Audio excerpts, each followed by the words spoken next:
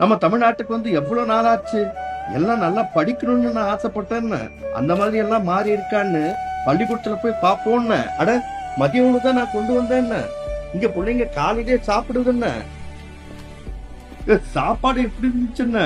எல்லாமே நல்லா இருந்துச்சு தாத்தா, சூப்பரா இருந்துச்சு. இப்பெல்லாம் எங்க பள்ளிக்கூடத்துல காலையிலேயே சாப்பாடு போட சொல்லிருக்காங்க தாத்தா.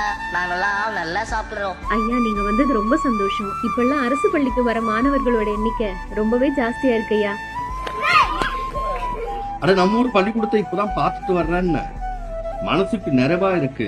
பிள்ளைங்க சந்தோஷமா படிச்சு விளையாடிட்டு ஆரோக்கியமா இருக்குதுன்னு. பாப்பா வாமான்னு. ஐயா, எப்படி இருக்கீங்க? நான் 12வது முடிச்சு காலேஜுக்கு போறேன். அரசு பள்ளியில படிச்சனால புதுமை பெண் திட்டம் மூலமா மாசம் 1000 ரூபாய் கொடுக்கறதா சொல்லிருக்காரு நம்ம முதலமைச்சர் மு க ஸ்டாலின். இப்படிப்பட்ட தமிழ்நாட்டு தான் பார்க்க ஆசைப்பட்டேன்னு நான் கண்ட கனவெல்லாம் தம்பி மு க ஸ்டாலின் செஞ்சிட்டு இருக்காருன்னு.